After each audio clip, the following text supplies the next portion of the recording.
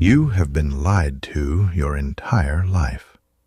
Not by one person, not by one event. By the whole story you were handed about how this works. About how life unfolds for people like you. That if you stay positive, doors will open.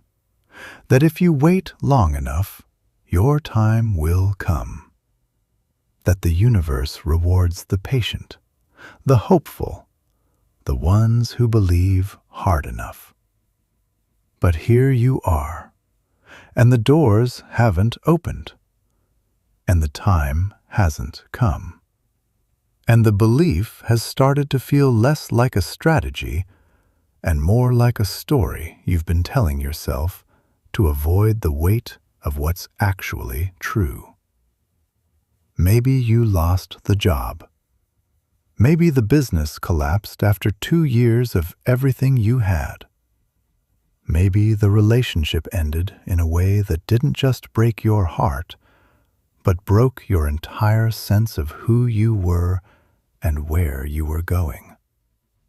Maybe you are sitting somewhere in America right now, in an apartment in Detroit, in a car in Houston, at a kitchen table in Cleveland at 2 in the morning, and the distance between where you are and where you believed you would be by now feels so immense that it stopped hurting a long time ago.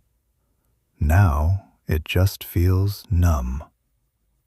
And the numbness, somehow, is worse than the pain ever was. Because at least pain meant you still cared.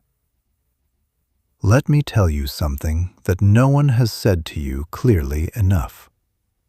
That moment, that exact, devastating, stripped-bare moment when everything you thought you were crumbles away, is not your ending. It is your origin story. It is the precise point in time that every human being who has ever built something extraordinary from absolute nothing will identify when someone asks them, "When did it truly begin?" And the answer, every time, without exception, is, it began there. In the rubble, in the silence, in the place where hope and reality collided, and only the truth survived. This audiobook was not created for people who are comfortable. If you are comfortable, it will probably feel excessive, unnecessary, maybe even aggressive. It was not designed for people who are waiting for the perfect plan, the ideal moment, the right partner, the aligned circumstances. It was not written to soothe you or to fill 30 minutes pleasantly before you return to the same patterns. This is a confrontation, a direct, unflinching confrontation with what you are actually capable of, and what it is genuinely going to cost you to get there. If you are standing in the wreckage of something you once called your life, if you have tried and stumbled and tried again, if you have been told by someone else or by the voice inside your own head that you are not enough, not ready, not the type of person who makes it, then you have found exactly what you need. Welcome to From Nothing to Greatness. This is not a story about privilege. It is not a story about luck or inherited advantage or being born into the right zip code. This is a story about what becomes possible when a human being decides, truly decides, with the full weight of their existence, that they will not stay where they are. That the life they have been living is not the only version available. that the chapter they are in is not the chapter the book ends on. Because success does not begin with capital. It does not begin with connections or credentials or a network of people willing to vouch for you. It begins with something invisible, something unwitnessed, something that happens in private, in the quiet, in the space between the person you have been and the person you are choosing to become. It begins with the first step, the one no one sees, the one that costs the most, the one you take anyway. That step belongs to you, and it begins right now.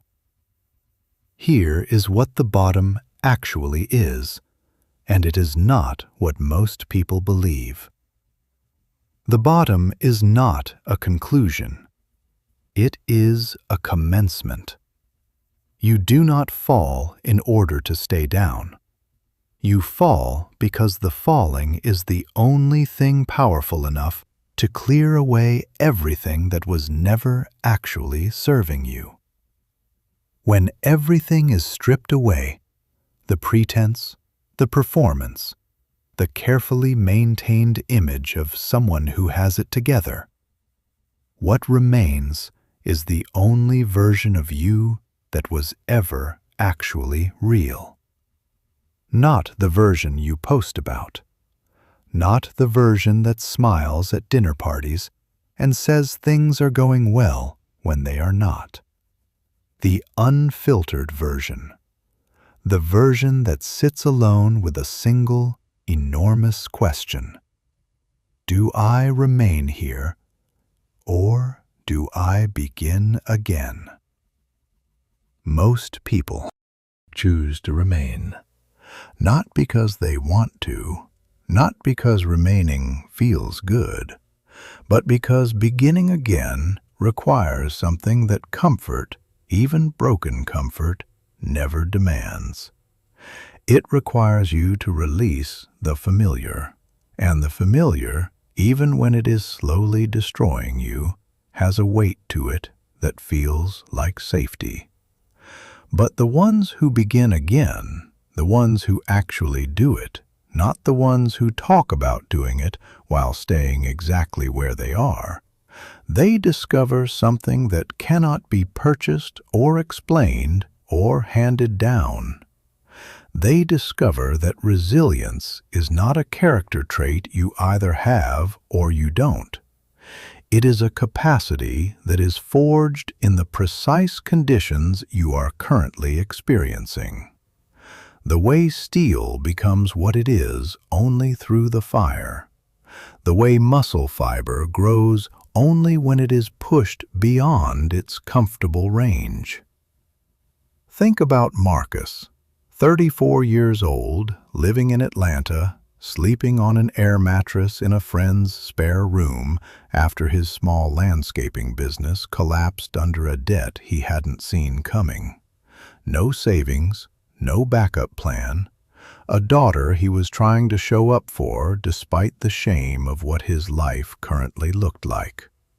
He didn't have a mentor who appeared at the right moment. He didn't receive a lucky break. He had a decision. One decision, made in silence, made when no one was watching, made when every logical reason to give up was stacked neatly in his favor.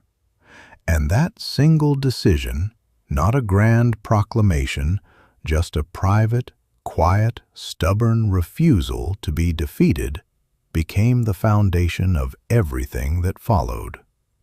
Your struggle right now is your forge. You are not weak for being where you are. You are powerful for having survived long enough to face this moment with your eyes open. The bottom is not punishment. It is invitation. An invitation to build on solid ground for the first time. Not the ground of borrowed confidence or external validation, but the ground of something you built yourself with your own hands from nothing. What collapses in the storm reveals what was always fragile. What endures reveals the material you are actually made of. You are not at the bottom. You are at the beginning of the most important chapter of your life. Now let's dismantle something that has been used to keep too many people passive for too long. The myth of luck. The story we tell ourselves when we look at someone who has achieved something extraordinary and need a reason that lets us off the hook. They were lucky. They had connections. They were born into it. They knew the right people.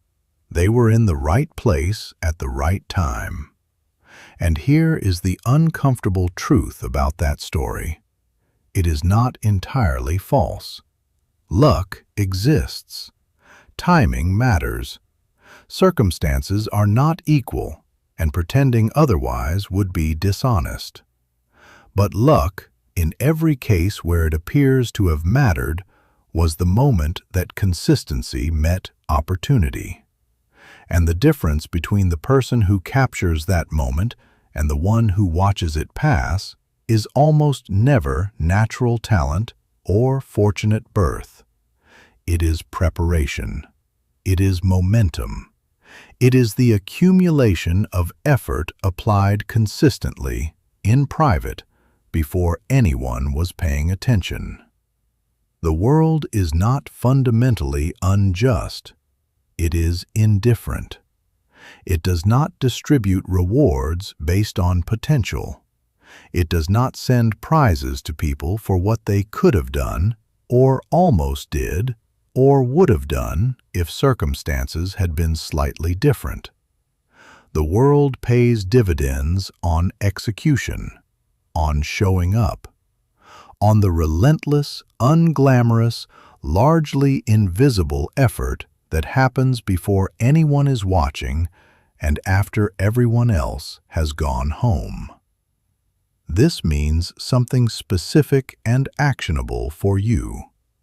If you are beginning from nothing, no capital, no established network, no blueprint written by someone who looks like you and came from where you came from, your single most important task is not to find the lucky break. Your task is to build the momentum that makes opportunities recognize you. And that momentum starts small. Uncomfortably small. It starts when the fear is still there and the doubt is still loud and the outcome is entirely uncertain. That is exactly what starting looks like for everyone, without exception. No one is going to arrive at your door with a chance. Not in New York, not in Los Angeles, not in Nashville or Phoenix or anywhere else in this country. Opportunity is not delivered. It is manufactured by people who kept showing up after everyone else stopped. By people who built skills in silence while others sought visible validation. By people who understood in their bones, not just in their heads, that consistent daily discipline is a more reliable currency than raw talent will ever be. You do not need luck. When you have discipline, the hunger for external approval begins to dissolve.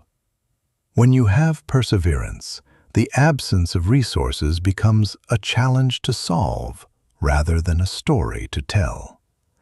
You don't need everything to begin. You need enough. And right now, you have enough. There is something the comfortable will never understand about the ones who have nothing. There is a kind of clarity, a kind of focus, a kind of urgency that develops in the absence of resources that those who have always had just enough will never, ever access.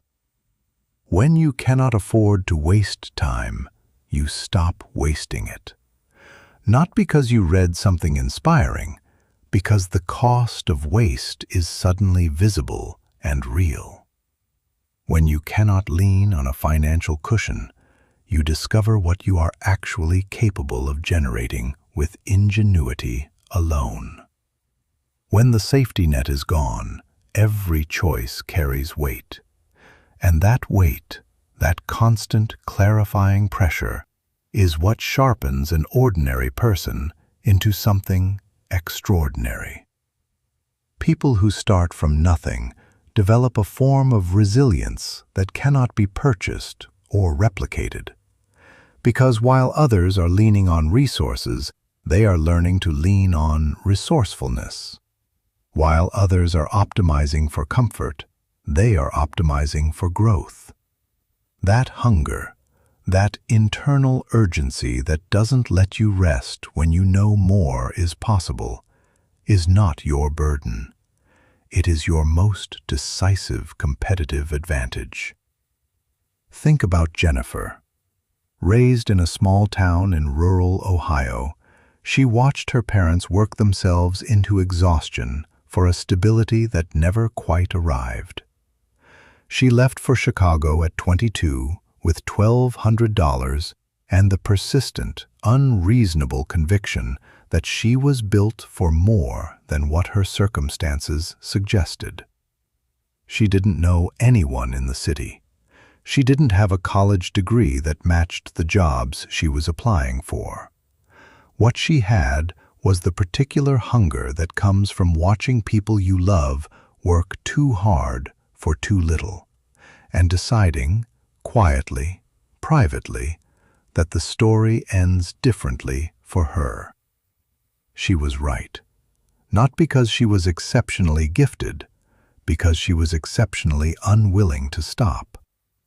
You are not behind. You are being developed. The preparation you are currently undergoing is the exact preparation that will one day make your next chapter possible. Now let's be honest about something that most inspiring content skips over because it's uncomfortable to say. The first step is not going to feel heroic. It is not going to resemble the dramatic turning point in a film. It is going to feel clumsy, uncertain, possibly embarrassing, and almost certainly smaller than you imagined a turning point should feel. And that is the complete, unvarnished truth about how every genuine transformation actually begins. The reason most people never start is straightforward. They are waiting for the feeling of readiness. But readiness is not a feeling that arrives before action. It is a feeling that is constructed by action. You do not develop confidence and then begin moving. You begin moving, imperfectly, uncomfortably, visibly imperfectly. And through the accumulation of evidence that you can survive the discomfort of action, confidence slowly assembles itself from the inside out. People want to skip the awkward beginning, the stumbling, the bad early work, the version of themselves that doesn't know what they're doing and occasionally looks ridiculous doing it. But that is where mastery lives. That is the phase that, looking back, every accomplished person recognizes as the most important period of their development. Not the polished later version, the ungainly, uncertain, uncomfortable beginning. You will fall. You will produce work that doesn't meet your own standard. You will make decisions that don't pan out. You will look at what you've created and feel the gap between your vision and your current execution like a physical weight. This is not failure. This is tuition. And the price you are paying purchases something that cannot be acquired any other way: the lived knowledge of someone who has actually done it. If you are afraid to fail, hold on to this. you are already failing by not starting. Not the dramatic, visible kind of failure, the quiet, invisible kind that compounds in the space between your potential and your action. The failure that doesn't announce itself, that simply passes the time while you wait for a readiness that was always going to be earned, never bestowed. You don't have to be perfect. You have to be in motion. Because motion defeats paralysis every single time, without exception, regardless of how convincing the paralysis sounds from the inside. If this audiobook is speaking to something real inside you right now, take 5 seconds and subscribe to Mind Psychology. Then share this with one person in your life who needs to hear it. Because the most powerful thing you can do with something that changes how you see yourself is refuse to keep it to yourself. Now, let's keep going. Here is one of the most difficult truths in this entire audiobook, and there is no way to soften it without dishonoring the weight of what it means. No one is coming to save you. There is no mentor who is going to appear at precisely the right moment with precisely the right words. There is no miraculous alignment of circumstances. No lucky break that arrives to compensate for years of waiting. No someone who will finally see your potential clearly enough to hand you the opportunity you deserve. And this is not a cause for grief. It is a cause for liberation. Because the instant you stop waiting for rescue, something fundamental shifts. You stop rehearsing for help that is not arriving and start building the capacity that was always already within you. The moment you fully absorb, in your body, not just your mind, that no one is coming, you stop being the person things happen to and start being the person who makes things happen. This is the pivot point. This is when ordinary people become unstoppable. Not when circumstances improve, when they accept with complete clarity that circumstances were never going to improve on their own, and they decide to advance anyway. You are not powerless. You are simply unacquainted with the full scale of your own capability. You have everything necessary to begin: the will, the vision, the fundamental human capacity to choose. Everything else, the resources, the knowledge, the network, arrives in the wake of movement. It accumulates around action the way momentum accumulates around a committed direction. Stop waiting for someone to hand you a rope. Learn to climb. And when you reach the summit, not if, when, lower that rope for the next person. Because the point of building yourself up from nothing is never to stand alone at the top. It is to demonstrate what becomes possible when a human being begins from zero and refuses to be stopped. Your ascent is not just your story. It is proof of concept for everyone who is still standing where you once stood. Now, here is where many people who have fought through real difficulty, who have clawed their way out of genuine darkness, make the single most dangerous mistake of their entire journey. They survive the chaos. They begin to see movement. A little money comes in. A little recognition arrives. Things start, finally, to organize themselves in the direction of what they worked for. And right there, in that delicate window of early momentum, the most quietly destructive thing in the world shows up: comfort. It doesn't knock. It doesn't announce itself with a warning. It arrives wearing the face of peace, wearing the face of rest you've earned, wearing the voice that says, "You've done enough. You've paid your dues. At least you're not where you were." And slowly, almost imperceptibly, like a current that gradually redirects a river, it begins to pull your energy away from the climb. Because comfort is not peace. Comfort is the silent adversary of everything you are building. The moment you stop pushing, even just a little, even just temporarily, the ascent stops. Not because the mountain disappeared, because you chose to sit down at the halfway point and mistake the ledge for the summit. You did not survive the hardest chapter of your life to accept average. You did not rebuild from the ground up to stop at sufficient. The greatest betrayal available to you right now is not external failure.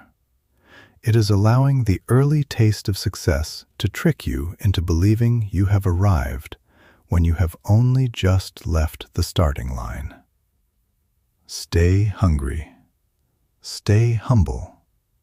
Stay in. Emotion, not because someone told you to, because you know, in the part of you that has been forged by everything you've been through, that there is more in you, more capacity, more depth, more potential than the comfortable version of this life will ever require you to access. And then there are the excuses. Because everyone says they want the life they're currently not living, until the moment they encounter its actual cost. And the cost is always the same. It is the complete and total elimination of every excuse that has ever softened the gap between your potential and your reality. Excuses feel logical. They arrive with footnotes and explanations. They offer the comforting sensation of a reasonable story for why not yet, why not me, why not now.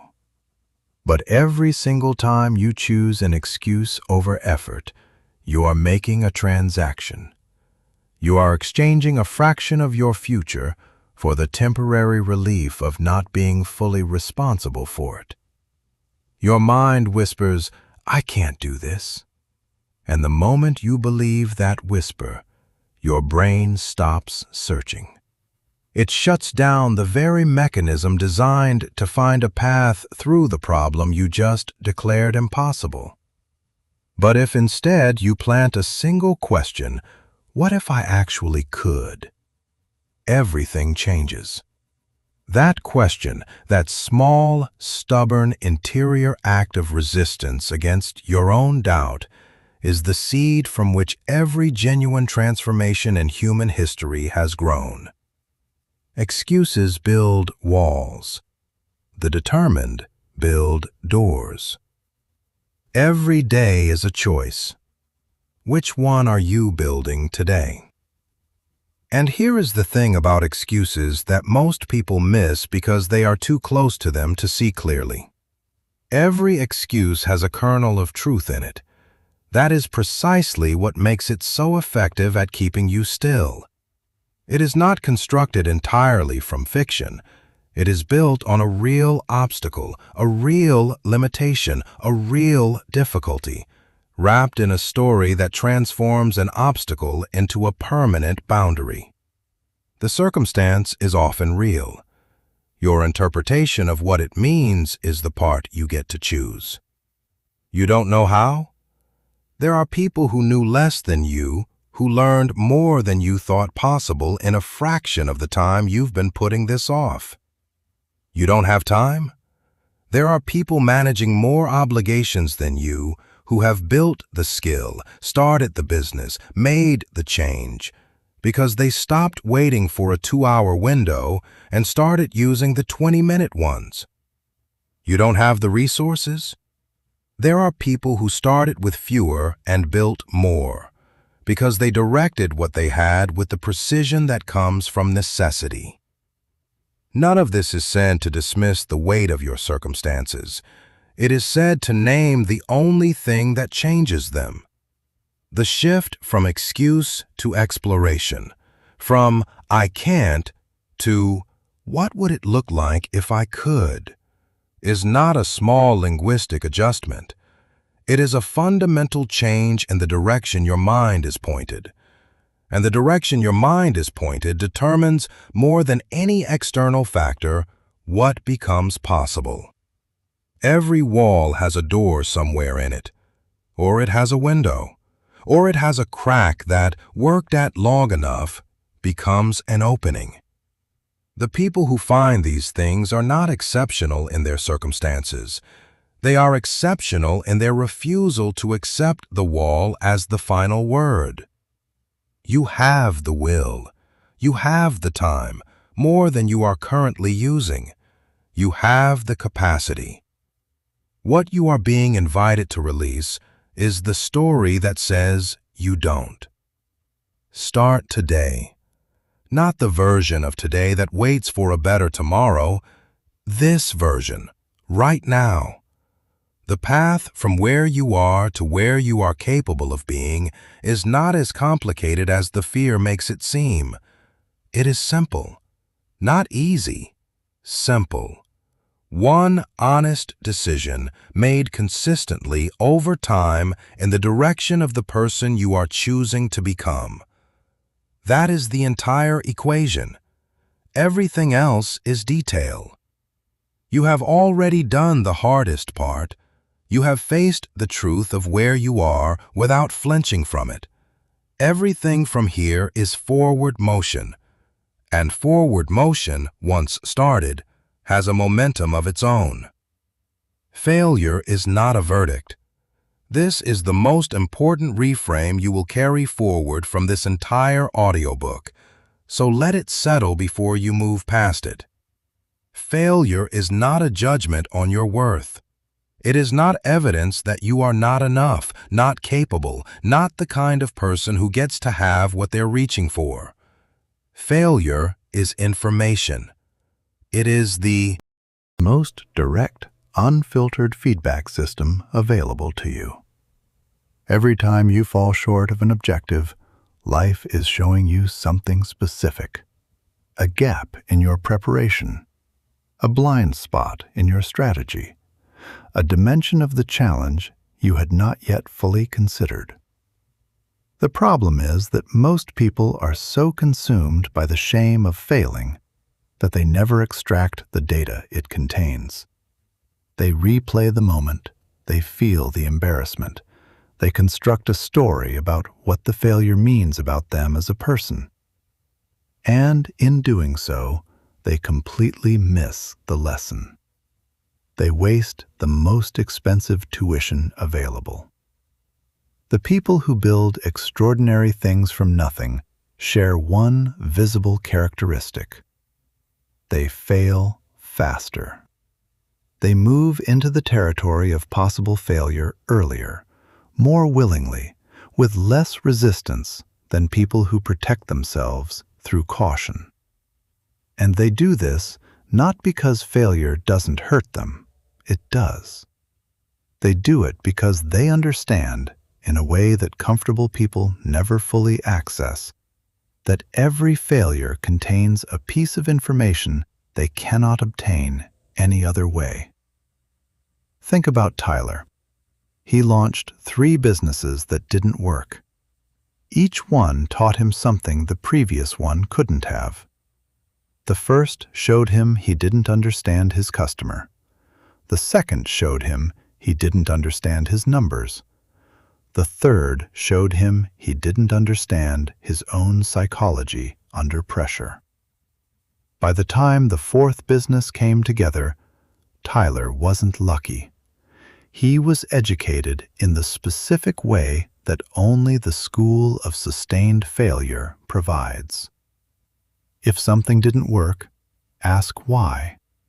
not with self-criticism, but with the genuine curiosity of someone who intends to use the answer.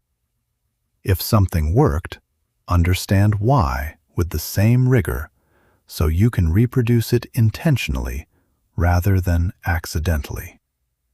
Failure is not the end of your story. It is the edit that makes your story worth telling. The people who rise from nothing to something real do not fear failure. They collect it. They analyze it. They extract from it everything it has to offer and then keep moving. Because failing is not the opposite of succeeding. Failing is the mechanism through which succeeding becomes possible. Remember, failure doesn't close the book. It rewrites the chapter and makes it stronger. Here is the transition that separates people who survive from people who build. Survival is necessary.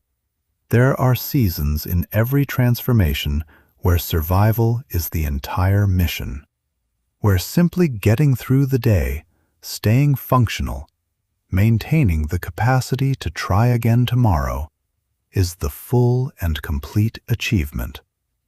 Honor that. It is real work. It costs real energy. But survival cannot be the permanent operating mode, because survival keeps you alive. Strategy is what elevates you. The difference between someone who claws out of the bottom and eventually returns to the bottom, and someone who claws out of the bottom and never goes back, is almost always this. One person learned to transition from reacting to planning, from responding to circumstances as they arrive to anticipating the next move, from playing defense to playing offense. Think of your life right now as a board on a chessboard, not emotionally, strategically. Where are you positioned? What resources do you actually have, not the ones you wish you had? What is the next move that creates the most options? What skill, if developed over the next 90 days, changes the entire landscape of what's available to you? What opportunity are you consistently missing because you are too deep in the urgency of survival to see it clearly? People who transform their lives study their own patterns the way a coach studies game film. They identify their actual weaknesses, not the comfortable, socially acceptable weaknesses they mention in job interviews, but the real ones that keep costing them. They identify their genuine strengths and build from those rather than spending all their energy trying to compensate for every deficit. Angela grew up in a part of Houston where planning for the future felt abstract at best and delusional at worst. The culture around her was built on immediate needs, immediate threats, immediate problems. Long-term thinking wasn't laziness or irresponsibility. It simply wasn't something she had been shown how to do. When she finally made the decision to shift, the hardest part wasn't the work. It was learning to think differently about time, to make choices today based on who she was trying to become in 3 years, rather than what would make the next 3 hours more manageable. That shift from "I need to survive" toward "I am building something" is not dramatic when it happens. It is quiet, internal, but it changes everything that follows. Emotional urgency is fuel. Strategy is the engine that directs it. You need both. And you need to know which moment calls for which. Begin to treat your life like a mission, because it is one. Every morning you wake up is 24 additional hours contributed to either the version of your life you're constructing or the version you're drifting through. Do not spend that gift in panic. Spend it with intention. Now here is something no one in the age of immediate gratification wants to hear, but it is the truth that separates the people who build something durable from the ones who build something fast and watch it collapse. The people who build things that last do not think in days. They think in years, sometimes in decades. Short-term success satisfies the ego. Long-term growth builds an inheritance, not just financial, but one of character, of reputation, of the kind of steady, compounding influence that touches people you will never meet. You can pursue quick money, quick recognition, quick validation, the appearance of having arrived. But these things evaporate with the same speed at which they appear. The person who chases the quick version of success spends their whole life starting over. The person who thinks in decades builds something that accelerates over time and becomes more stable, not less, as the years accumulate. Long-term thinking requires a patience that this culture does not reward visibly or immediately. It means planting trees you may never sit under. It means making decisions today whose benefits will not be visible for months or years. It means investing energy in skill development, in relationships, in reputation, in the kind of quiet consistency that looks boring from the outside and feels transformative from the inside. Every skill you build today compounds silently. Every hour of focused effort accumulates interest that will eventually pay out in ways you cannot fully predict from where you stand now. The people who reach the highest levels of any field do not look back at one brilliant insight or one perfect decision.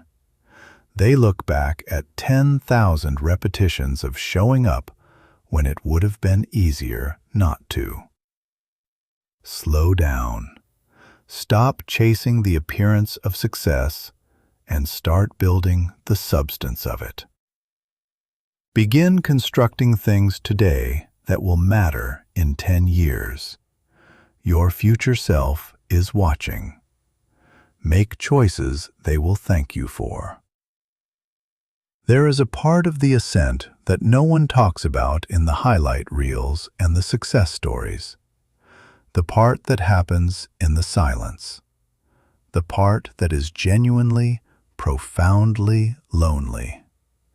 As you begin to grow, as you begin to shift your habits, your standards, your relationship with time and effort and possibility, you will start to separate from some of the people around you. Not because you are better than them, because you are moving in a direction they are not currently choosing. You will spend nights working while others are watching. You will spend mornings building while others are sleeping. You will make choices that confuse people who knew you before this chapter began. And some of those people, people you care about, people who were part of the life you are leaving behind, will not understand. Some will be threatened by your growth. Some will misread your discipline as judgment of their comfort, and it will hurt. Don't let anyone tell you it doesn't. The loneliness of growth is real. The grief of outgrowing a version of yourself and the relationships that fit that version is real. Allow yourself to feel it. Do not pretend it doesn't cost anything to become who you are becoming. But understand this: the loneliness is not punishment. It is refinement. It is the season in which your purpose finds its clearest voice, because you cannot hear that voice clearly over the noise of constant company and distraction. The most focused, the most directed, the most genuinely powerful chapters of personal transformation happen in solitude, in the quiet, in the space where it is just you and your choices, and the version of yourself you are actively constructing. The strongest minds are forged in silence. The most effective leaders spend seasons in the shadow before they step into the light. You are not missing out. You are leveling up. And the people who belong to the next chapter of your life are out there, building and growing and moving in their own silence. And they are waiting for you at the level you are currently climbing toward. Do not flee the solitude. Inhabit it. Use it. Let it shape you into the most capable version of yourself. The silence is not the absence of life. It is the presence of your purpose, unobstructed. There is a practice that sounds almost too simple to be transformative, and yet it is one of the most consistent habits of people who build genuinely extraordinary lives from difficult circumstances. Gratitude.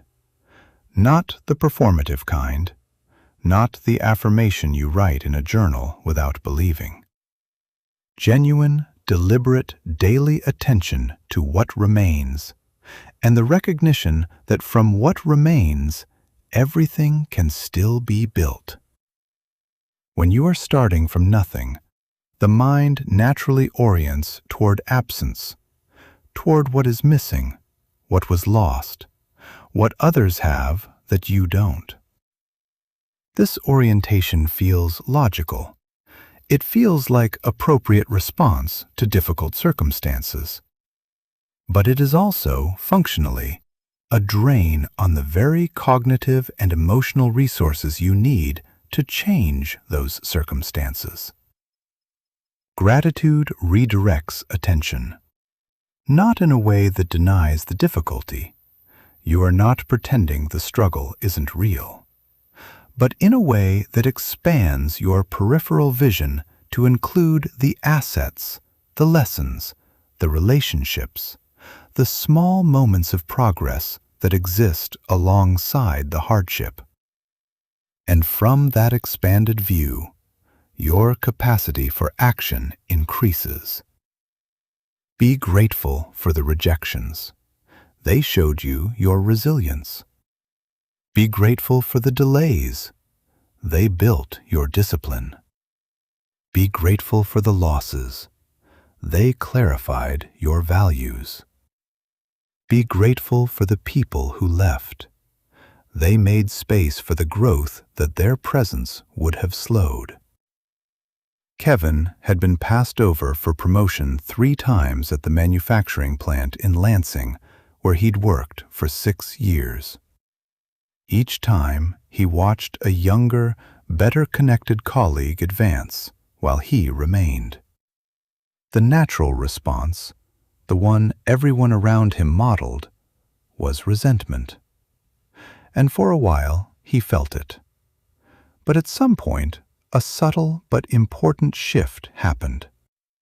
He began to look at those 3 rejections not as evidence that he wasn't valued, but as information about what he needed to build that he hadn't yet built. He spent the next year developing skills in areas he had avoided. By the time a 4th opportunity arrived, he didn't just get the promotion. He became the kind of person that the organization needed and couldn't afford to pass over. Gratitude doesn't make your life perfect. It makes your life actionable. It keeps your mind open in a world that applies constant pressure to harden it. And it anchors you in the recognition that even though you are not yet where you want to be, you are remarkably far from where you started. Now, let's talk about money, because when you have none, it tends to occupy an outsized place in the imagination, as the objective, the destination, the measure of whether you have succeeded or failed at the fundamental task of your life. And this relationship with money, this way of seeing it, is one of the most consistent obstacles between people who struggle perpetually and people who eventually build genuine financial freedom. Money is not the goal. Money is the result. The goal is value. The goal is solving a problem that other people actually have in a way that makes their lives meaningfully better. The goal is developing a skill, or a perspective, or a capability that the world will compensate you to apply. At the moment you stop running toward money and start running toward the creation of genuine value, money begins to follow you rather than flee from you. This is the distinction between being broke and being poor. Being broke is a temporary condition of resources. Being poor is a permanent orientation of the mind. The broke person says, "I cannot afford this." The person with an abundance mindset says, "How do I make this affordable?" One sees limits. The other sees engineering problems. One accepts the boundary. The other begins designing around it. When you are building from nothing, your relationship with money needs to be rewired. Stop seeing it as something rare that is hoarded by those who were born closer to it. Start seeing it as a resource that flows toward demonstrated value, toward skill, toward consistency, toward the solution of real problems. Do not pray for money. Prepare to receive it. Develop the discipline that manages it. Build the habits that attract it. Construct the skills that generate it reliably, not once, but repeatedly over time. Money without mindset is a setup for losing it. Money built on discipline and a clear sense of what you are actually building with it is wealth that transfers, not just financially, but in what it teaches the people who observe the way you handle it. Money follows mastery, not desperation. And finally, in this section, one of the most uncomfortable and most necessary principles of everything covered so far: total ownership. The moment your life begins to genuinely change is the moment you stop looking outside yourself for someone or something to blame for where you are. This is not about dismissing genuine injustice. It is not about pretending the playing field is level when it isn't. It is about something more practical and more powerful. Recognizing that as long as you are in blame, you are handing your power to the thing or person you are blaming. And you cannot get that power back while the story is still about what they did to you. When you take full ownership of your choices, your habits, your current circumstances, the way you have responded to what has happened to you, you unlock something that blame permanently prevents. You unlock the recognition that if you created or contributed to this situation, you have the capacity to create something different. That is not self-punishment. That is the deepest form of self-respect available. Most people want control without responsibility. They want results without full investment. But power and accountability are the same thing. You cannot access one without accepting the other. If you have made mistakes, own them, not to flagellate yourself, but to understand them well enough to stop repeating them. If you have wasted time, own it, not to spiral in regret, but to make different choices about the time that remains. If you are not where you want to be, own that too, because ownership is the only perspective from which building becomes possible. The moment you accept total responsibility for your life, you never feel powerless again. Because you understand at the deepest level that you are the author, and authors can rewrite what comes next. Blame imprisons. Responsibility liberates. You are not the same person who began this journey. Something has already shifted in the way you see your past, in the way you relate to your present, in the way you approach the question of what is possible from here.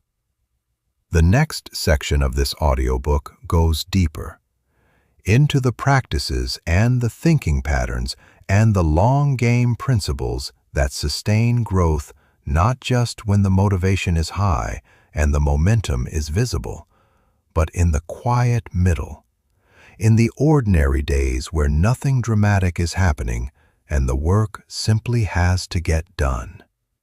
That is where the real transformation lives. There is something specific that happens inside the mind of a person who has transitioned from survival mode into strategic mode, and it is worth naming precisely because recognizing it is part of what makes it sustainable. The transition does not feel like relief. It does not feel like suddenly having clarity in a clean and comfortable way. It feels, at first, like additional pressure, because strategy requires you to hold more in your mind simultaneously. It requires you to think about where you are going, and what the gap between those 2 points actually requires of you, all at the same time. For someone who has spent years in survival, this expanded perspective can feel almost overwhelming. This is normal. It is the cognitive equivalent of a muscle being asked to do something it hasn't done before. The answer is not to retreat back to the reflex of survival. The answer is to practice the expansion until the wider view becomes as natural as the narrow one once was. Begin by setting a single 90-day target. Not a 5-year vision board, not a lifetime goal.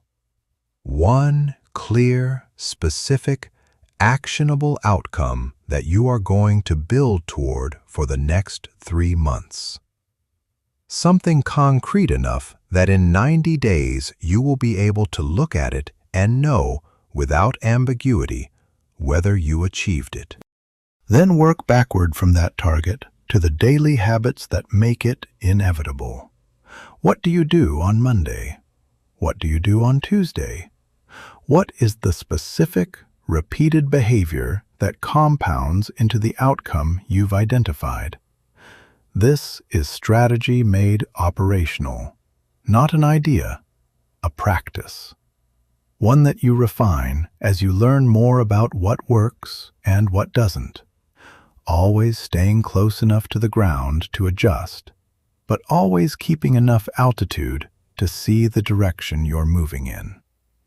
People who master this transition stop being reactive and start being generative. They stop spending most of their energy managing what has already happened and start spending most of it designing what comes next. It is one of the most profound cognitive shifts available to a human being, and it is available to you, starting with the next choice you make. The internal urgency that crisis created in you is not something to be discarded when the immediate danger passes. It is something to be redirected. Point it toward the future you are constructing. Let it fuel the habits that build the life you couldn't access before.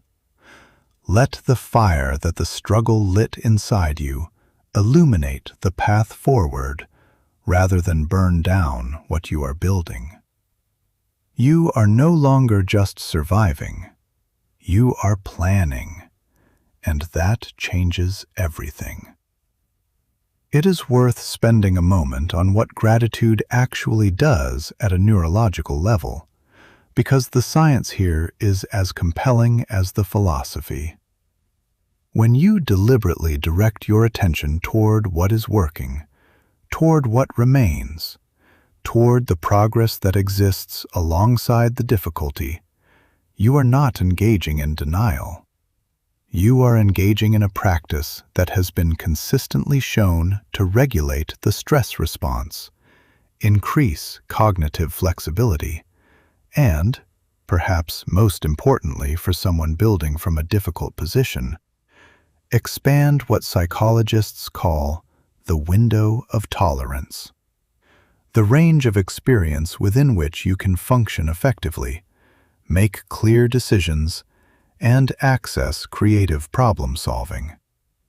When that window is narrow, when the stress response is constantly activated by the continuous perception of threat and absence, you operate from a contracted state, reactive, tunnel-visioned, unable to see options that are genuinely available to you because the part of your brain responsible for seeing them is busy managing the alarm. Gratitude, practiced consistently, gently expands that window, not because the circumstances change, because your nervous system's relationship to the circumstances changes. You begin to have more of yourself available for the work of building, because less of you is consumed by the experience of being under threat. This is why gratitude is not just a pleasant practice for people who have the luxury of feeling good about their lives. It is a strategic tool for people who are trying to think clearly, act effectively, and build something real from a starting position that is genuinely challenging. It is what makes everything else in this audiobook more accessible. Start small. One thing per day that you are genuinely grateful for, not as an affirmation, but as a real observation. One piece of evidence that the world is not entirely hostile. One moment from the past week that, however small, contained something worth acknowledging. And then build from there. Because gratitude, like every other practice in this audiobook, compounds. It becomes more natural over time. It begins to reorient the default direction of your attention from deficit toward resource. And from that reorientation, everything looks and works a little differently. What you focus on expands.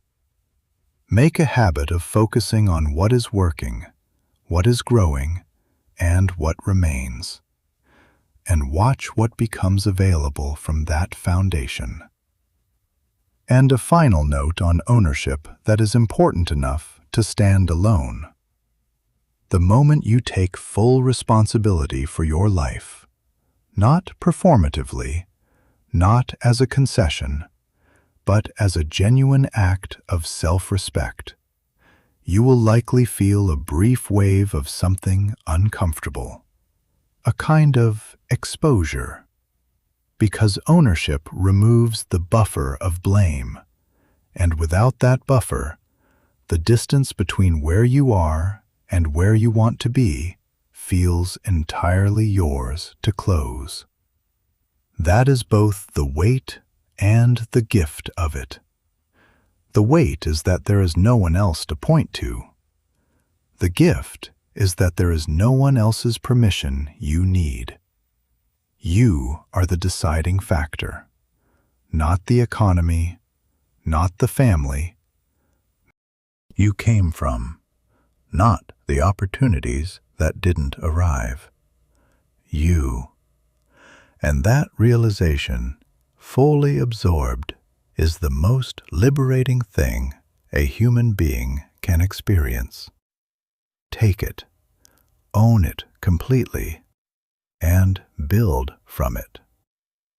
The modern world does something interesting when it talks about success. It focuses almost exclusively on mindset, on belief, on visualization, on the psychology of wanting something badly enough. And while mindset matters enormously, there is a more concrete, more reliable, more durable engine of transformation that gets far less attention. Skill. Specifically, the kind of skill that compounds, that builds on itself, that opens doors you didn't know existed because the person you become while developing it is fundamentally different from the person who began. The world rewards competence more reliably than it rewards status, connection, or even passion. And when you are starting from nothing, no family money, no inherited network, no credential that puts you immediately in the room, skill is your most accessible and most powerful asset. The people who build lasting prosperity are not simply the most educated, they are the most adaptable. They learn quickly. They evolve faster than their environment changes. They accumulate capabilities the way a craftsman accumulates tools, not as trophies, but as functional instruments they know how to use precisely. If you are without financial resources right now, learn a digital skill. Pick one. It doesn't matter which one first. What matters is that you pick one and go deep enough that you actually become useful to someone else. If you are isolated, invest in communication. The ability to articulate your thinking, to connect with another human being in a way that creates genuine trust, is one of the most monetizable and most undervalued skills in existence. If you feel lost, invest in self-knowledge. Understanding your own patterns, your own defaults, your own internal obstacles with enough precision to work around them. Robert grew up in a household where money was never stable, and education was valued, but not always accessible. He had a high school diploma and a strong back and a decade of work history that didn't translate cleanly into anything that paid him what he was worth. At 31, he made a single decision that changed everything. He chose one skill, data analysis, and dedicated 2 hours every morning before his shift to learning it. Not because it was glamorous, because it was in demand, and demand meant options. 18 months later, he had his first contract. 2 years after that, he had built the foundation of a career that paid him 3 times what the job he'd been doing had offered. He didn't get lucky. He got specific. And then he got consistent.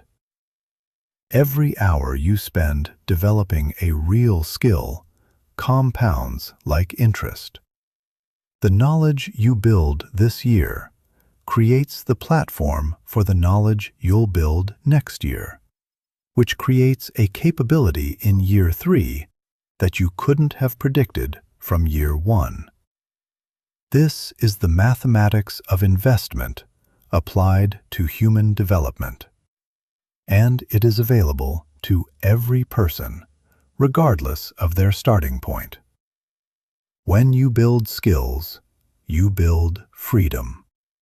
Not immediately, not without cost, but irreversibly. Because the one thing that no circumstance, no economic collapse, no personal reversal can take from you is something you genuinely know how to do. Choose a skill. Give it the time that most people give to complaining, and watch what begins to compound. Patience. The word lands differently depending on where you are in your journey. At the beginning, when the gap between where you are and where you want to be feels enormous, patience sounds like a luxury, like advice from someone who doesn't understand the urgency, like telling a drowning person to breathe more calmly. But here is what patience actually is, properly understood. It is not passive waiting. It is active trust. It is the decision to keep working, to keep building, to keep showing up, even in the absence of visible confirmation that the work is accumulating into something real. Patience is not the absence of urgency.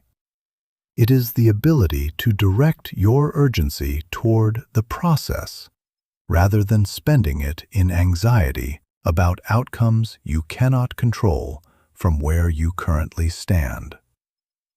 We exist in a culture that has elevated speed to a kind of religion.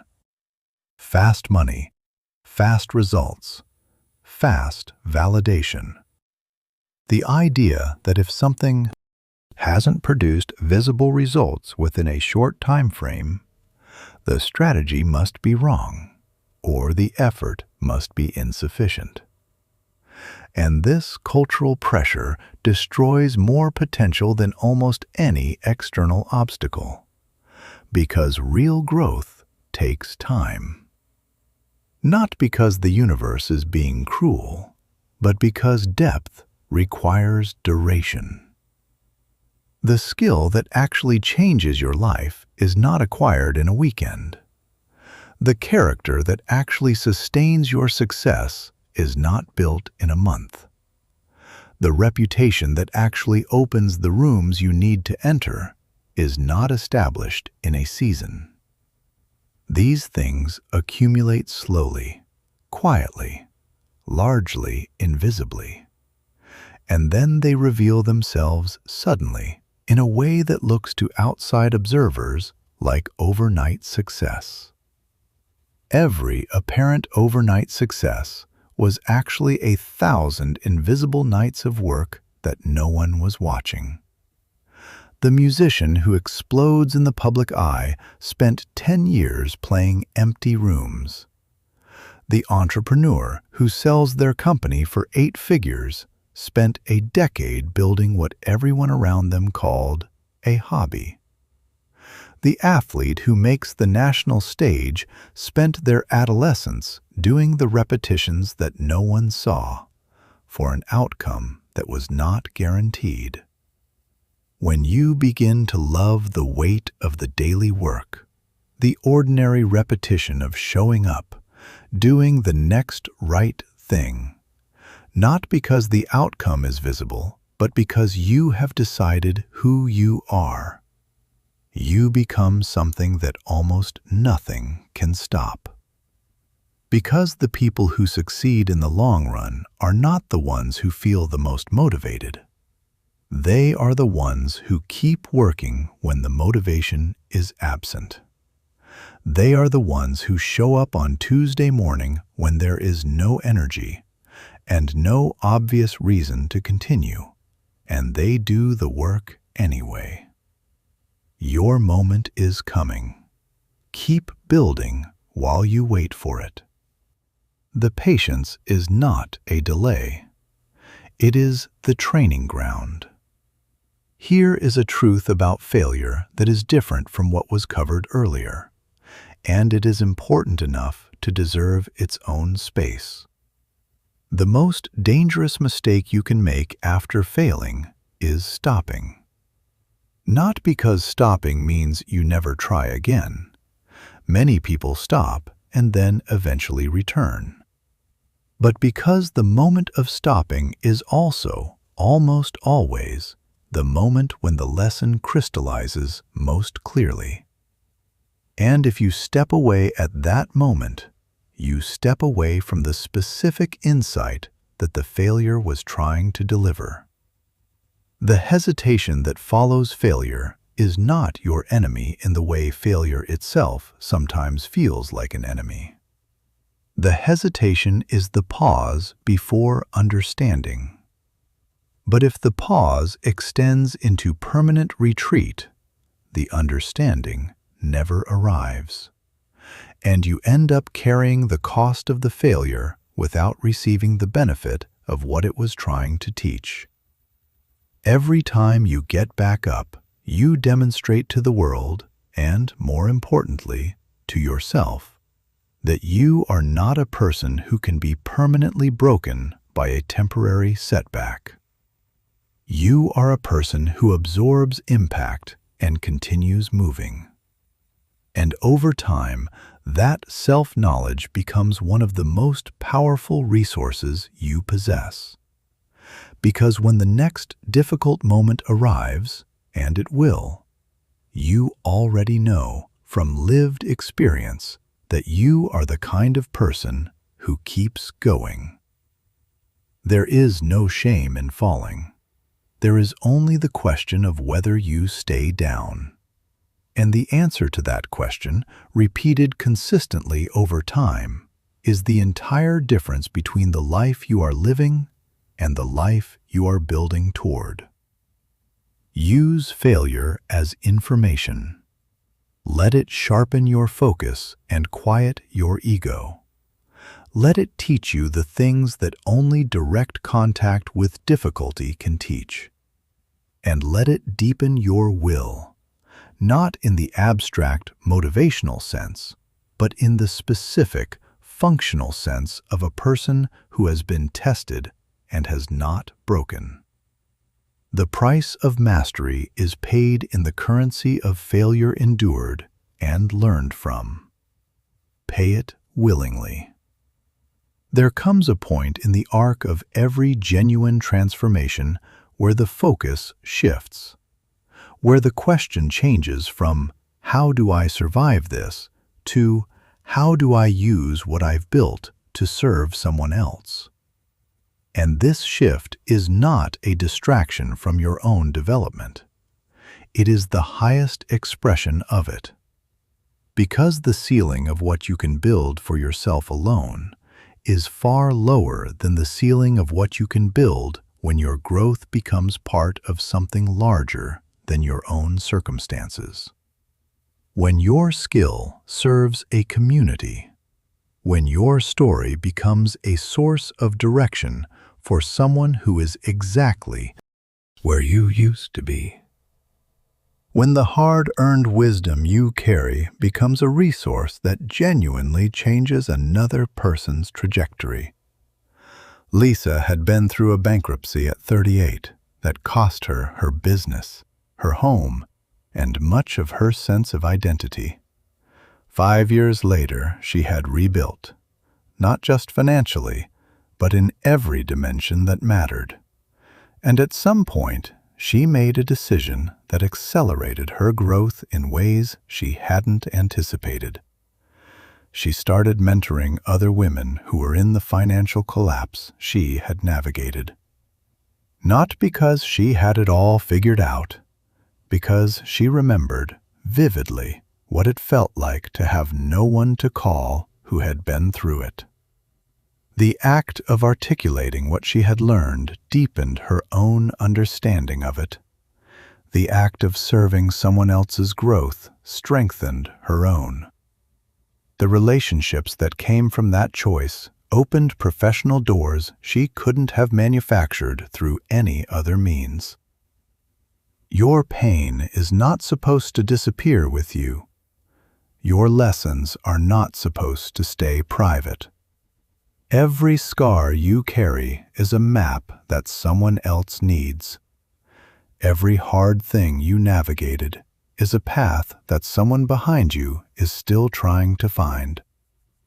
Teach, share, walk alongside. Not when you have arrived. You will never feel fully arrived. But when you have enough. And you already have enough to help someone who has less. The purpose of climbing is not to stand alone at the top. It is to show the people still at the bottom that the climb is real and that it can be done. Living with intention is one of those phrases that can sound like a self-help cliché until you encounter, directly and personally, what its absence actually costs. You can generate income without intention. You can accumulate achievements without intention. You can check every box that society tells you to check and still feel, in the quiet moments, a persistent sense that something is misaligned. That the life you are building is not quite the life you are actually trying to build. Intention is not about perfection. It is not about having a 10-year plan with every variable accounted for. It is about something simpler and more fundamental. It is about knowing why you are doing what you are doing, specifically enough that the answer is not just to succeed or to be happy, but something you can actually feel in your body when you are in alignment with it, and recognize its absence when you are not. When you live with intention, something begins to happen to your relationship with distraction.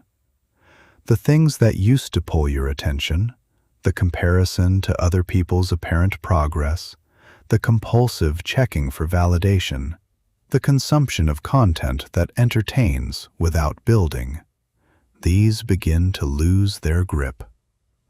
Not because you become immune to them, but because you have something more compelling to orient toward. Something that makes the distraction feel like the cost it actually is. The world rewards the appearance of being busy. The algorithm rewards visible activity. But your life rewards alignment. And the gap between the two, between looking productive and being directed, is where most potential quietly disappears. Take time to ask yourself the question that intention requires. Toward what am I building? Not in terms of what I want to have, but in terms of who I want to become. What kind of person is the life I am currently constructing, creating? And is that the person I actually meant to be building? If you do not define your own direction with enough specificity to act on, something else will define it for you. Your environment, your defaults, the expectations of the people around you, the path of least resistance. Intention is not a strategy. It is the foundation that gives strategy its direction. And finally, in this section, learning to trust the process. There will be seasons, and if you are in one right now, you already know this. where the effort feels disproportionate to the visible result, where you have been working consistently, faithfully, with genuine commitment, and the evidence of that work has not yet appeared in your external circumstances, where you look at where you are and you look at where you have been working toward, and the distance between them seems, if anything, greater than it was before. These are the seasons that separate the people who build lasting things from the people who build in bursts.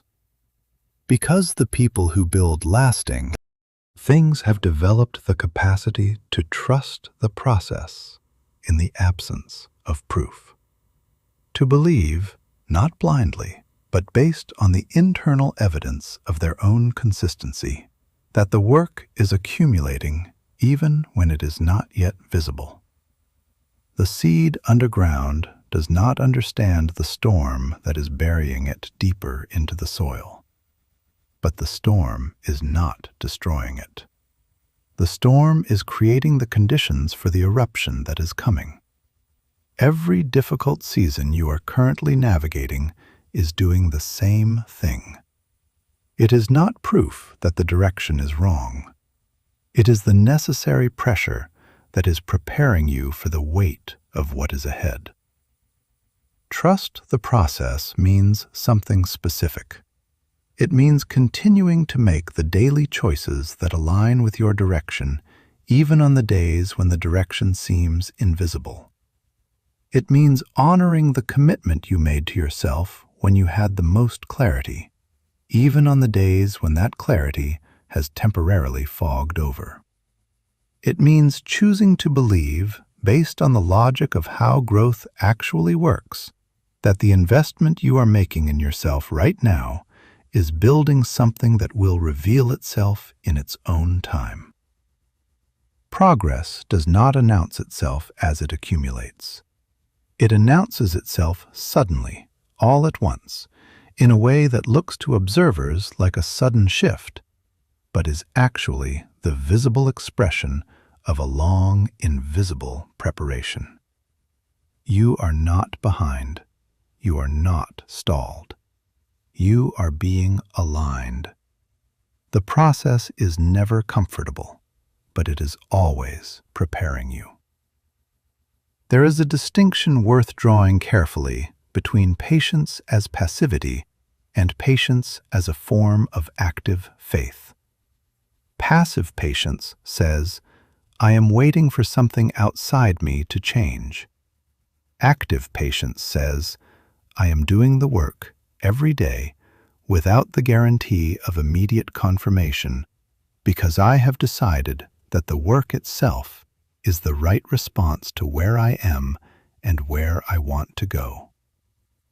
Passive patience is hope dressed up as strategy.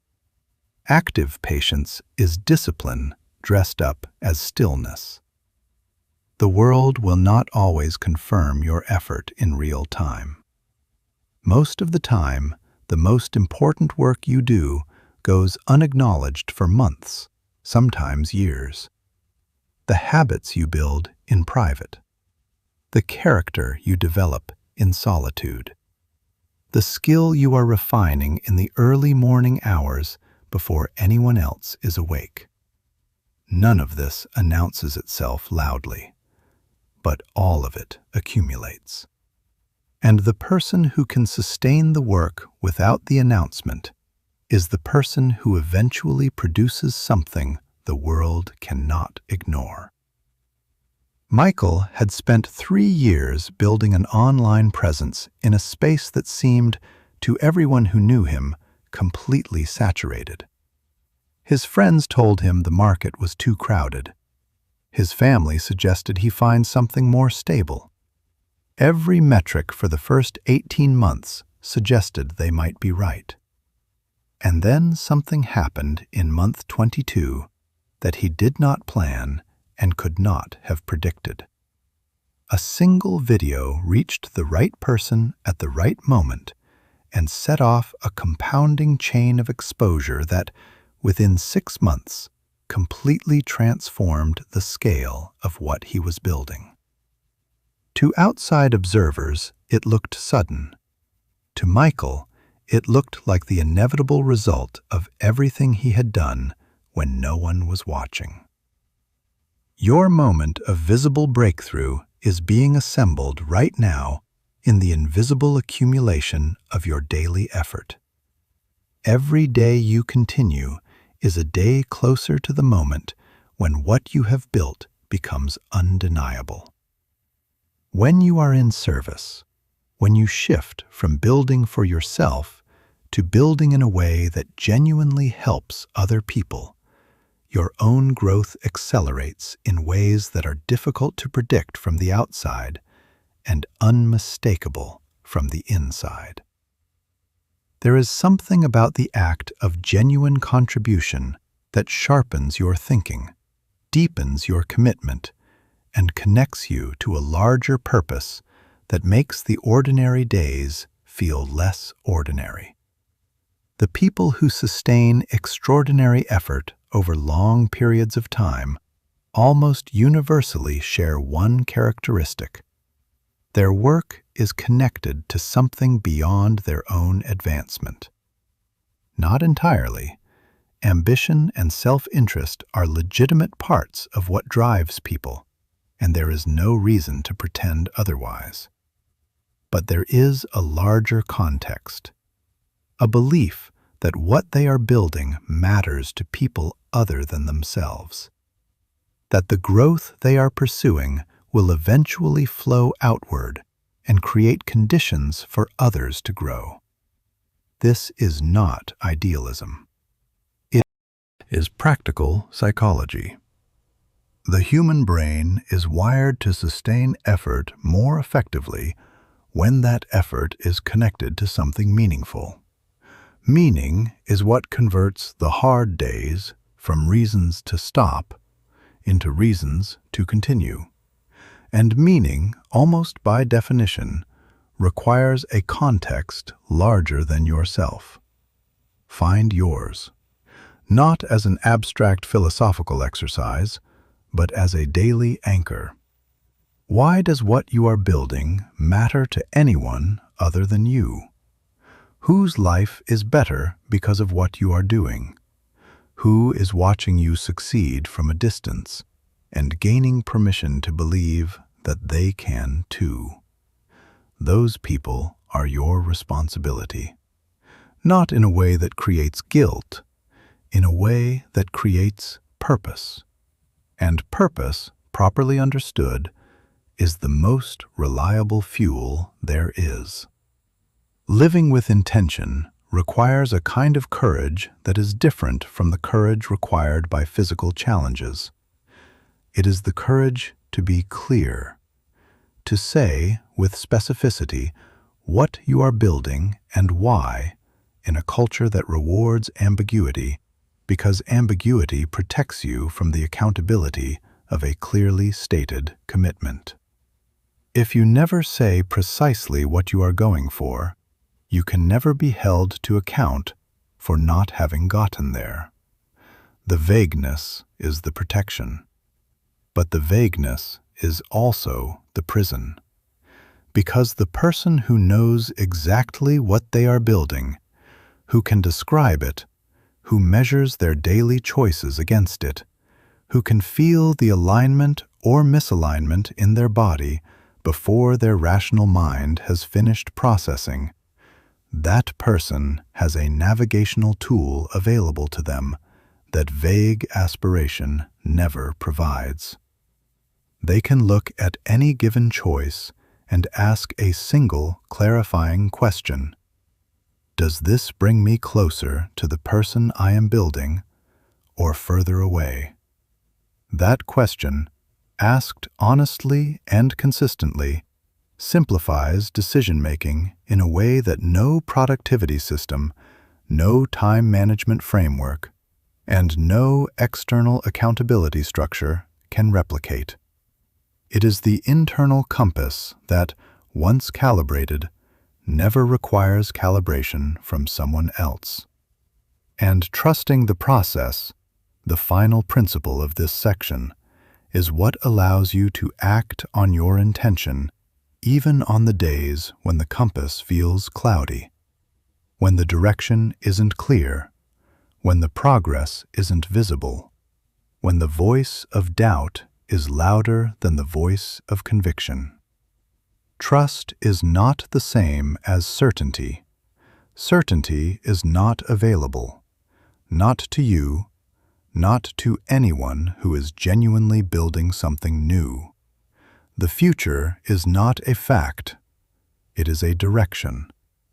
And the choice to keep moving in that direction, to keep showing up, even when the confirmation hasn't arrived, to keep building, even when the evidence of the building is not yet visible, that choice, made day after day, is what trust in the process actually looks like in practice. It doesn't look like serenity. Often it looks like stubbornness, like the refusal, despite all the sensible reasons to stop, to accept that this is as far as you go. That refusal is your greatest asset. Protect it. One final thought before this section closes. The intersection of intention and process, the place where knowing your direction meets the willingness to work without immediate confirmation, is the space in which extraordinary things become possible for ordinary people. Not people with exceptional gifts, people with exceptional persistence. People who decided, at some point, that the discomfort of not building what they were capable of building was greater than the discomfort of the building itself. People who looked at the two available kinds of pain, the pain of discipline and the pain of regret, and chose the one that produces something real.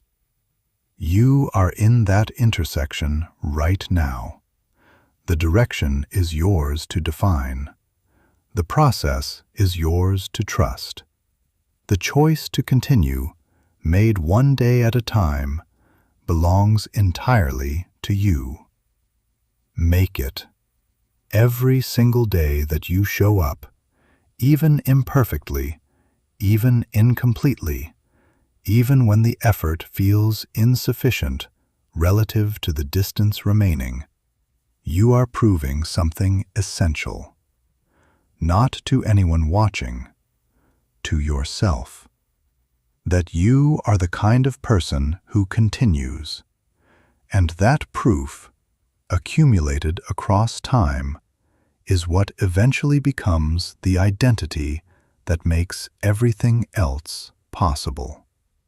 Here is the paradox of success that most people discover too late, or not at all.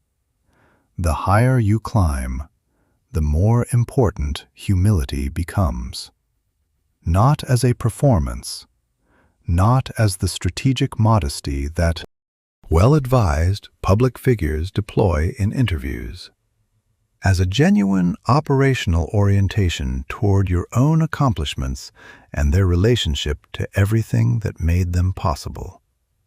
Because the things that destroy what people build from the ground up are rarely the obstacles they encountered on the way up. They are the arrogance that develops once the early battles are won, the gradual forgetting of what it felt like to need help, the slow erosion of the hunger and the openness and the willingness to be taught that drove the climb in the first place. Humility does not mean diminishing yourself. It does not mean refusing to acknowledge what you have built or denying the effort it required. It means holding your accomplishments alongside your awareness of everything that contributed to them. The people who believed in you before you believed in yourself. The moments when things could have gone differently and didn't. The lessons that arrived disguised as failures. The luck that occasionally showed up. The grace that sustained you through the seasons when your own resources were not enough. Stay anchored in where you came from, not because the past defines you, but because forgetting it will quietly corrupt what you are building. The moment you begin to believe you arrived where you are through your own capability alone, you begin to make the decisions of someone who believes they cannot be wrong. And that is when the unraveling begins. The paradox is this: the more genuinely humble you remain, the more the universe appears to trust you with. Because humility is the evidence that you are capable of handling more, that what you've been given will not distort you, that what you continue to be given will be used in service of something beyond your own elevation. Humility is not weakness. It is strength wearing gratitude as its face. Legacy. The word sounds distant, reserved for people who have already accomplished extraordinary things. But the truth is that legacy is not constructed at the end of a life. It is being constructed right now, in this conversation you are having or not having, in this commitment you are keeping or not keeping, in this way you are showing up or not showing up in the life of every person your existence touches. Legacy is not about what you leave behind in the sense of possessions or even achievements. It is about what you leave inside the people who encountered you. The energy you carried into a room. The way you treated people when it cost you something to treat them well. The consistency between your values and your behavior when no one was watching to verify the alignment. Every choice you make today is a brick in that structure. The way you speak to the people who depend on you. The way you respond when you are tested by circumstances that feel unfair. The way you hold your commitments even when breaking them would be easier and less visible. The way you tell the truth, even when a comfortable version of it would serve you better in the short term. You don't need to be celebrated to build a legacy. You need to be consistent. You need to decide clearly and with enough seriousness to sustain the decision across time what you are going to stand for, and then stand for it. In the ordinary moments, in the invisible ones, in the ones where the only witness is your own reflection. Legacy is not what you own. It is who you become in the process of building, and what that becoming makes possible for the people who come after you.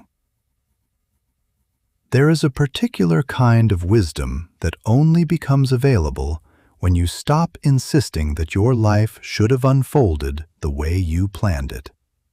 When you release the grip on the specific version of your story you were trying to write, and allow yourself to see the actual story, the one that has been shaping you through every door that closed, every plan that didn't survive contact with reality, every person who left, every opportunity that didn't arrive on schedule. Because so many of the things that felt like losses were not losses. They were redirections that led somewhere better than the original destination would have taken you. So many of the prayers that went unanswered were unanswered for reasons that would have been obvious if you could have seen 6 months further than the moment of rejection. The job that didn't work out freed you for the opportunity that changed your life. The relationship that ended created the space which you finally became yourself. The business plan that failed taught you something that made the next version unbeatable.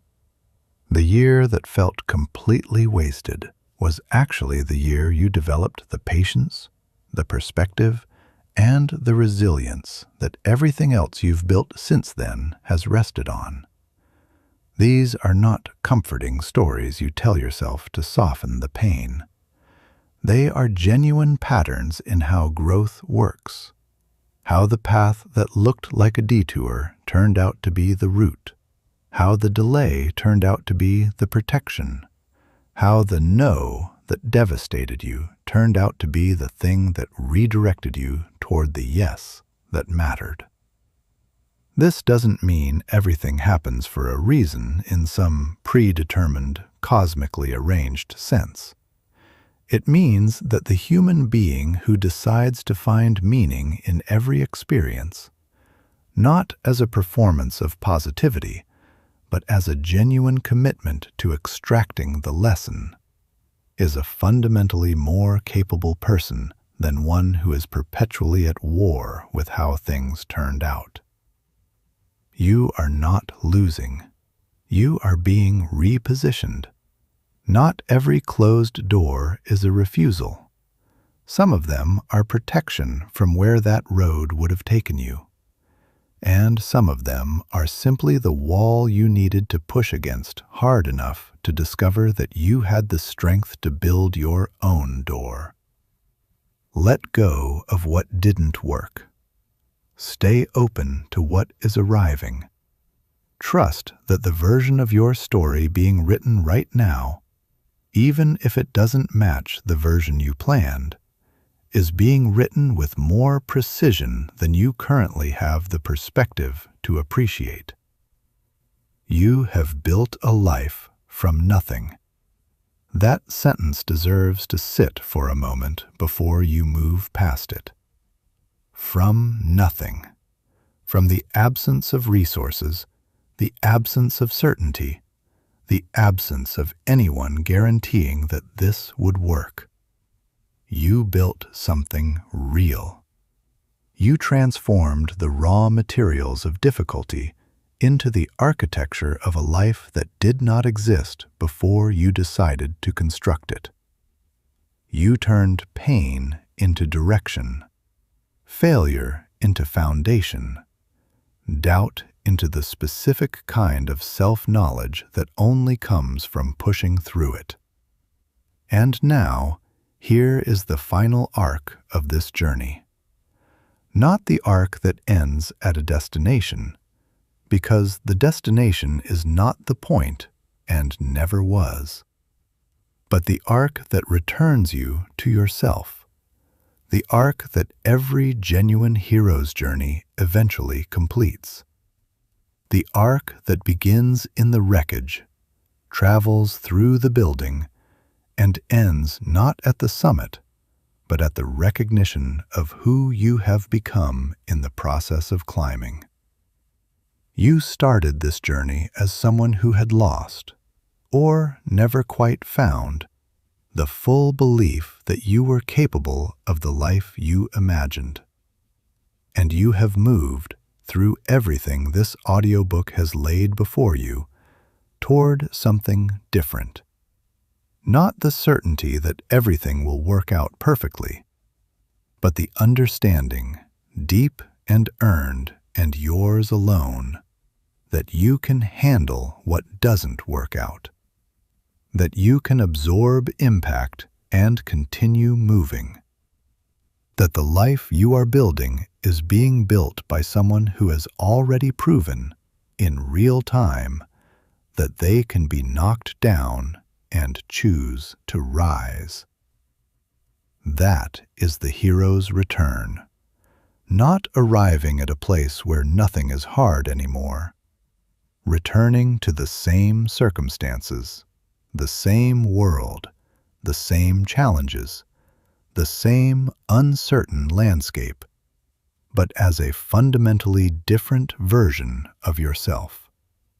One who is stronger, more directed, more at peace with difficulty, more capable of using pressure as fuel rather than being crushed by it. You are not running from your life. You are evolving inside it. And the version of you that completes that evolution is not somewhere in the distant future. It is being assembled right now in the daily decisions you are making, in the private commitments you are keeping, in the person you are quietly choosing to become. The foundation of every other transformation covered in this audiobook is this: the belief that you can. Not the feeling of confidence. Confidence is variable and circumstantial and will leave you at the worst possible moments. But something quieter, more durable, more deeply embedded. The awareness that even in the absence of certainty, even in the presence of fear, even when every reasonable person around you is advising caution, you have the capacity to move forward anyway. And that capacity, exercised repeatedly over time, becomes identity. You will not always feel confident. This is normal and universal, and says nothing meaningful about your actual capability. Confidence is built through the accumulation of evidence, through repeated instances of showing up, doing the difficult thing, surviving the outcome, and building from what you learned. You do not feel your way into this, you act your way into it. You build the lived proof, one imperfect forward movement at a time, until the evidence of what you have already survived becomes more persuasive than the fear of what might not work next. James had watched his father give up at 45. Not in a dramatic way, in the quiet way that happens when a person stops believing that their actions can meaningfully change their circumstances. When the gap between where they are and where they wanted to be becomes a fact of life rather than a problem to be solved. James watched that surrender happen in real time from the age of 12 onward, and he made a silent, private decision that he would not repeat it. He didn't have more talent than his father. He didn't have more opportunity. He had a single foundational difference. He never stopped believing that his effort connected to his outcomes, that the work he did today would matter, that the version of himself he was building in private would eventually be expressed in public. That belief, maintained through setbacks that would have defeated someone who didn't hold it, was the only real difference between his story and his father's. Believe in your work. Believe in your process. Believe in your capability to become everything you have imagined, not because someone guaranteed it, but because the alternative, living at a fraction of what you know is possible, is a cost you are no longer willing to pay. If you don't believe in yourself, build the evidence that makes belief unavoidable. Show up. Prove it to yourself, one day at a time. You have fought for this. The peace you feel, or the peace you are beginning to feel, is not given to you by external circumstances. It is something you have constructed slowly through the practice of choosing your focus, your response, your direction, even when everything around you was pulling toward chaos. Protect it like it is the most valuable asset you possess, because it is. Protect your mornings. The first hour of your day is the most cognitively and emotionally clear you will be. Do not give it immediately to the noise of other people's urgencies. Do not begin by submitting yourself to the judgment of people who have not earned the right to direct your attention. Use that hour for the things that matter most to the person you are building. Protect your mental space. You do not need to respond to everything. You do not need to participate in every argument, defend yourself to every critic, or justify your choices to every person who doesn't understand them. The energy you spend explaining yourself to people determined to misunderstand you is energy that could be building something. Choose what you engage with as carefully as you choose where you invest. Protect your emotional energy. Not every situation deserves your full intensity. Not every person deserves access to your internal state. Equanimity, the ability to maintain your center in the presence of circumstances designed to disrupt it, is not emotional distance.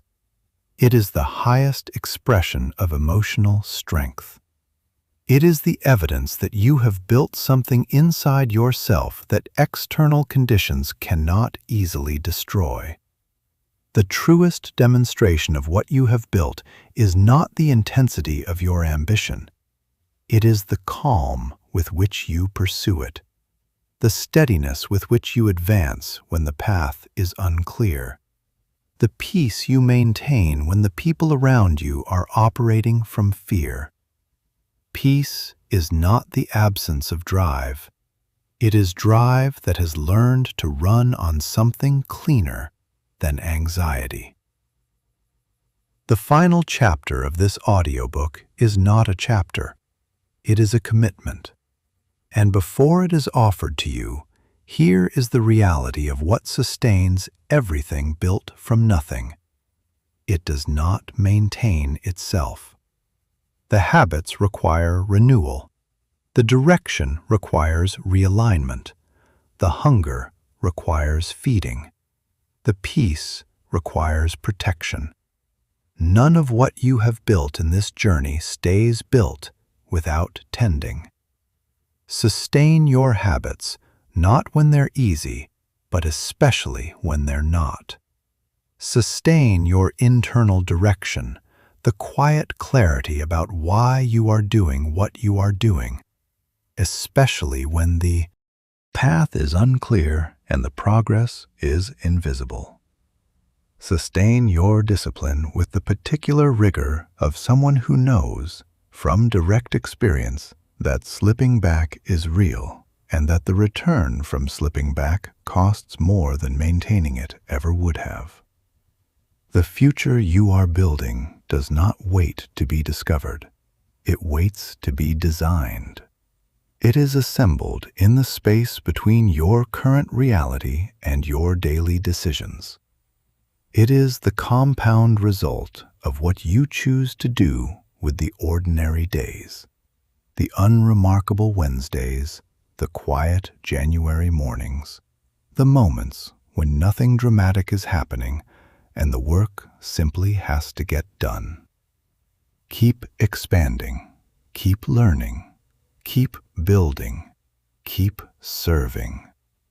The next version of yourself is watching from the future, and they are not asking you to be perfect. They are asking you to continue. Just to keep going on the days when stopping would be easier. Just to make the next right choice and then the one after that. Because the most accomplished version of you is not the product of one great decision. It is the product of 10,000 ordinary ones made faithfully over time when no one was watching. Before this audiobook closes, make a commitment. Not to this channel, not to a goal, to yourself. And mean it the way you have never quite meant it before, with the specific weight of someone who has been through enough to understand what commitment actually costs and what it actually builds. Commit that you will never again let your past carry more weight than your potential. Commit that you will keep moving forward even when the movement is painful and the direction is uncertain. Commit that you will choose growth over the comfort of familiar limitations. Choose connection over the isolation of unexpressed fear. Choose action over the paralysis of waiting to feel ready. Commit to honoring the pain you have survived by transforming it into direction. Not by forgetting it. You don't have to forget it. By refusing to let it be the final word. By insisting that the story it started has a second act, written entirely by the person you chose to become. Commit to the gratitude that keeps your heart open in a world that will apply constant pressure to harden it. Commit to the humility that keeps you teachable long after the early lessons have been integrated. Commit to the discipline that carries you through the seasons when motivation has entirely left the building. And commit to this above all. Never doubt again that you are capable of rebuilding. Not because rebuilding is guaranteed to work, but because you have already done it. You have already proven in real time against real obstacles without any guarantee of outcome that you can take what is broken and begin again. That is not a small thing. That is everything. The promise you make to yourself today becomes the proof of your capability tomorrow. And now, the final words. This is where we started, with nothing. Not nothing as a dramatic story device. Nothing as the actual, lived experience of having no map, no safety net, no certainty that any of this would work. The kind of nothing that is so complete it strips away every illusion and leaves only the bare, honest reality of who you actually are beneath everything you've been pretending. And look where you are now. Not because the circumstances changed first, because you changed first. You made the decision to stop waiting for the world to become easier and start becoming someone the world could not stop. You built discipline from the raw material of doubt. You built resilience from the direct experience of rejection. You built strength in the silence that everyone around you interpreted as stillness, but that you knew, even when you didn't have language for it, was preparation. You were never waiting. You were becoming. And here is what this channel, Mind Psychology, exists to remind you. In every audiobook, in every piece of content, in every word chosen with the specific intention of reaching the person who needed to hear it. The distance between where you are and where you are capable of going is not closed by talent. It is not closed by luck or privilege or the right set of external circumstances falling into alignment. It is closed by the daily, faithful, imperfect, continuing practice of choosing to become. The person you were when this audiobook began has already started to change. Something has been placed in motion. A small shift in how you see yourself, in how you understand the relationship between your effort and your future, in how you relate to the difficulty that is not going away, but that you now know with a certainty that no one can take from you, you are capable of meeting. Do not let that shift dissolve when the screen goes dark. Carry it into tomorrow, into the first difficult moment of the ordinary day, into the meeting where the old version of you would have stayed silent, into the relationship where the old version of you would have settled, into the private, invisible decision where the old version of you would have chosen comfort. Choose differently, and then choose differently again and again, and let the sum of those choices slowly, irreversibly, write the story of a person who decided that starting from nothing was not the end of the story. It was the only beginning worth having. Because if you can build from nothing, and you can, and you are, then nothing that comes next can stop you. Nothing that arrives can undo what you have already proven about yourself. And no version of the future, however uncertain, can be more daunting than the version of the past you have already survived and surpassed. You are the proof that it is possible.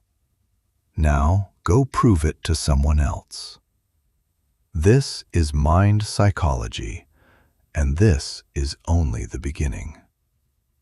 There is one more thing that belongs in this final section, and it is perhaps the most practical and the most personal of everything covered in this audiobook. The question of how you begin the very next day. Not the first day of a new life in some abstract future sense.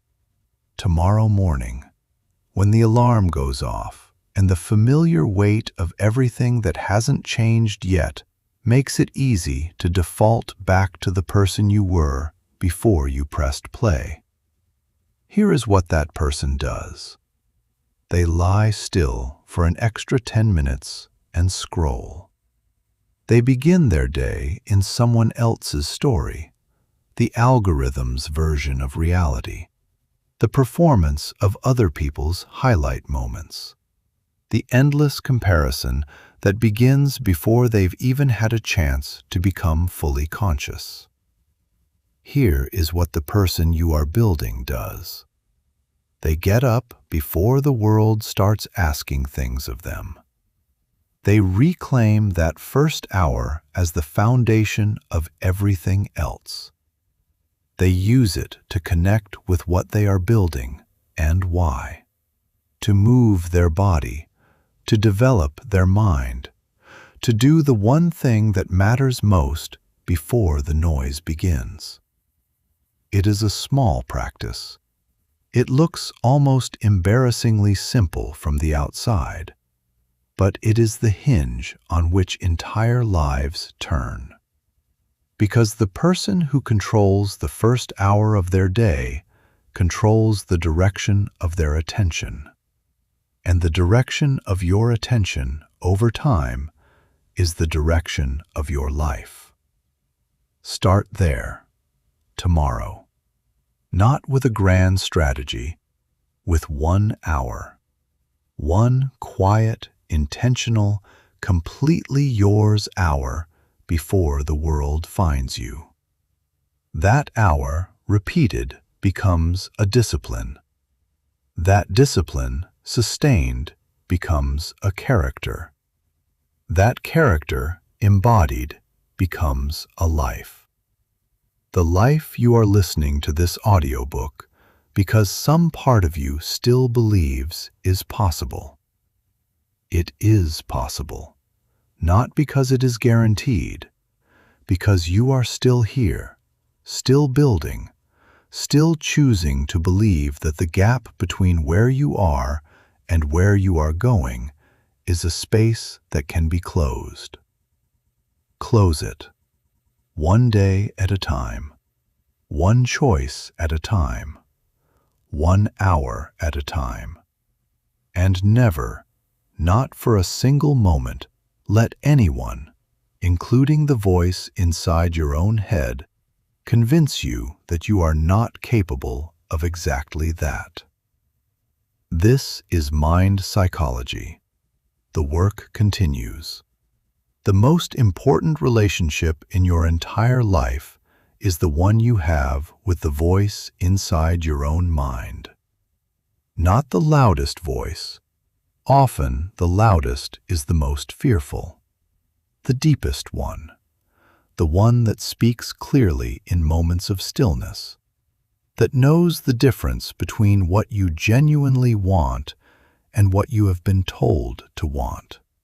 That recognizes when you are in alignment and when you have drifted. Learning to hear that voice, to trust it, to act on it, even when the external noise is overwhelming. This is the practice that underlies every other practice in this audiobook. Listen to it. Protect the conditions in which you can hear it, and build the life it is pointing toward.